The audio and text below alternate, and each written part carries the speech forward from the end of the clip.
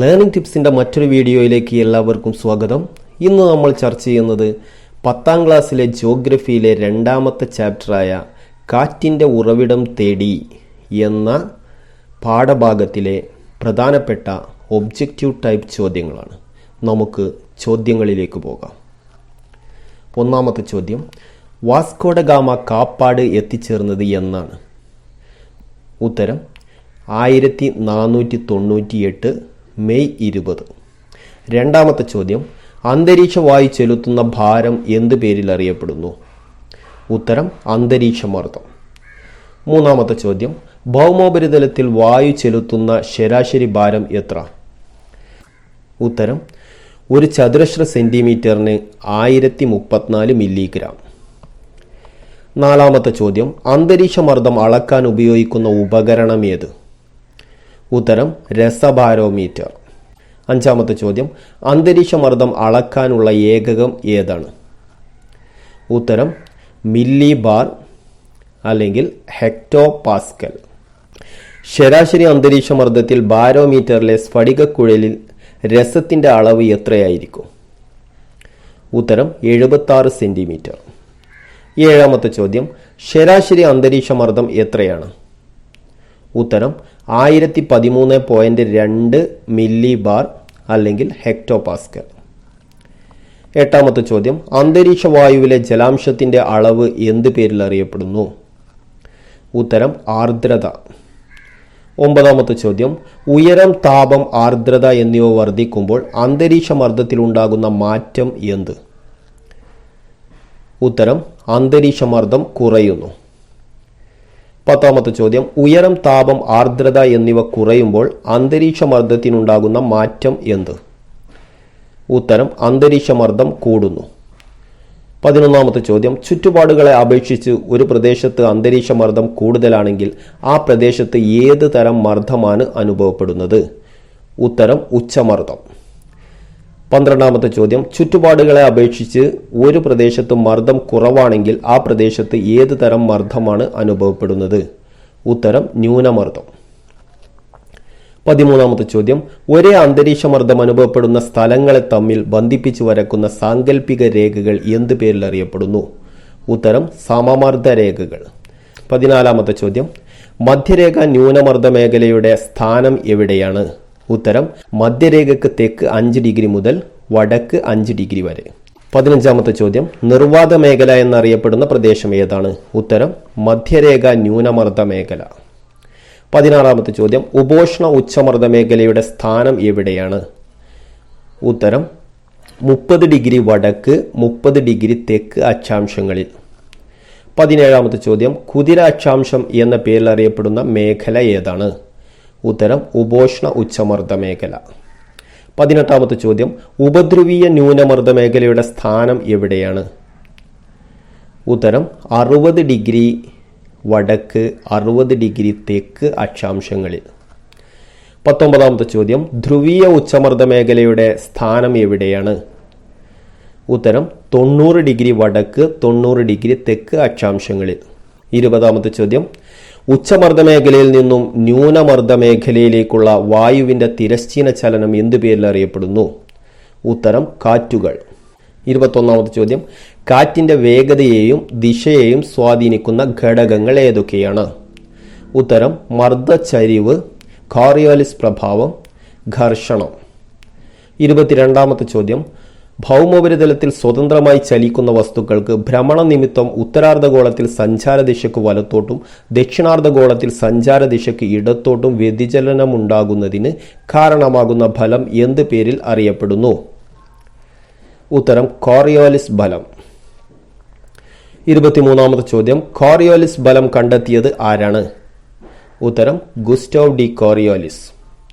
24ാമത്തെ ചോദ്യം, കോറിയോലിസ് ബലത്തിന്റെ പ്രഭാവത്താൽ ഉത്തരാർദ്ധഗോളത്തിൽ കാറ്റുകൾക്ക് സഞ്ചാരദിശയ്ക്ക് വലതുവശത്തേക്കും ദക്ഷിണാർദ്ധഗോളത്തിൽ സഞ്ചാരദിശയ്ക്ക് ഇടതുവശത്തേക്കും വ്യതിചലിക്കും എന്ന നിയമം എന്ത് പേരിൽ അറിയപ്പെടുന്നു?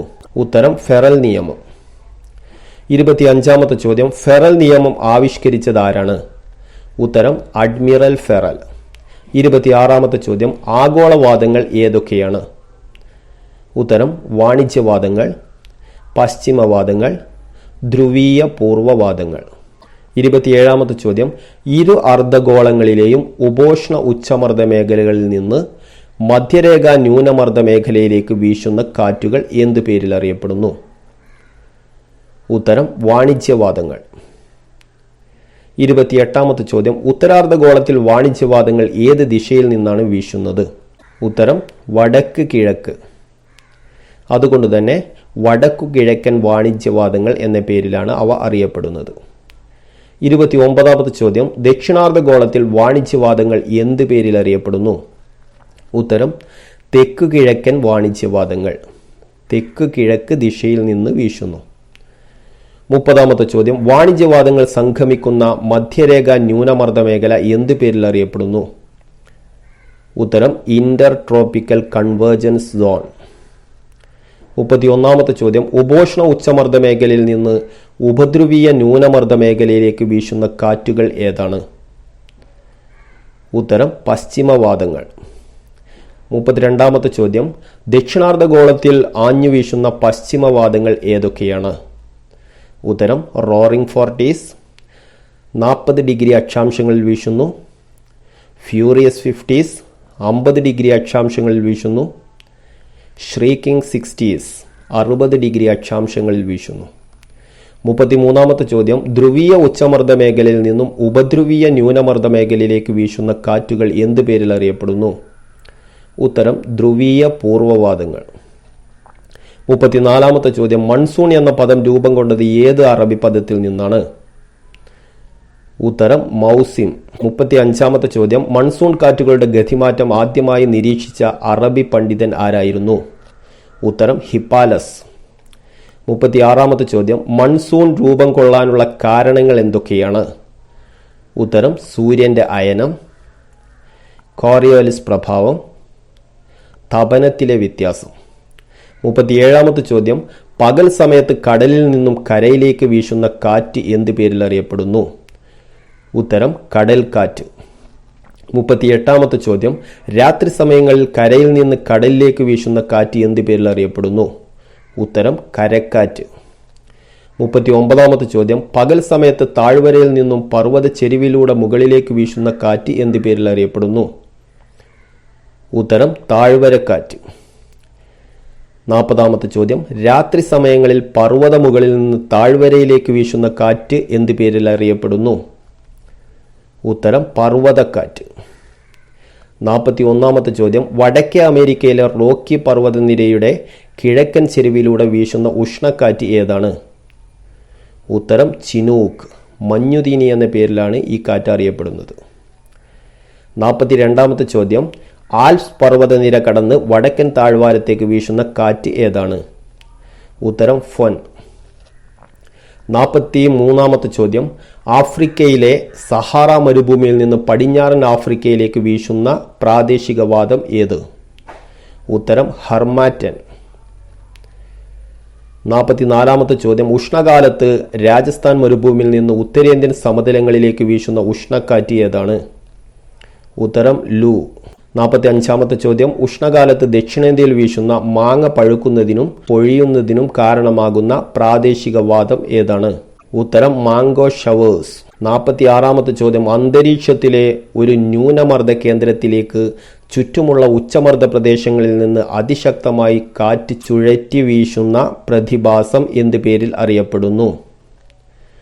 ഉത്തരം ചക്രവാതങ്ങൾ. 47ാമത്തെ ചോദ്യം, ചക്രവാതങ്ങൾ ഏത് ദിശയിലാണ് വീശുന്നത്? ഉത്തരം ഉത്തരാർദ്ധഗോളത്തിൽ എതിർ ഘടികാര ദിശയിലും ദക്ഷിണാർദ്ധഗോളത്തിൽ ഘടികാര ദിശയിലും. 48ാമത്തെ ചോദ്യം, 2017 കേരള തീരത്ത് ആഞ്ഞു വീശിയ ഉഷ്ണമേഖലാ ചക്രവാതം ഏതാണ്? ഉത്തരം ഓഖി. 49ാമത്തെ ചോദ്യം, ഉച്ചമർദ്ദ കേന്ദ്രങ്ങളിൽ നിന്ന് ചുറ്റുമുള്ള ന്യൂനമർദ്ദ കേന്ദ്രങ്ങളിലേക്ക് ശക്തമായ കാറ്റ് ചുഴറ്റി വീശുന്ന പ്രതിഭാസം എന്ത് പേരിൽ അറിയപ്പെടുന്നു? ഉത്തരം പ്രതിചക്രവാതങ്ങൾ. 50ാമത്തെ ചോദ്യം, പ്രതിചക്രവാതങ്ങൾ ഏത് ദിശയിലാണ് വീശുന്നത്? ഉത്തരാർദ്ധഗോളത്തിൽ ഘടികാര ദിശ, ദക്ഷിണാർദ്ധഗോളത്തിൽ എതിർ ഘടികാര ദിശ.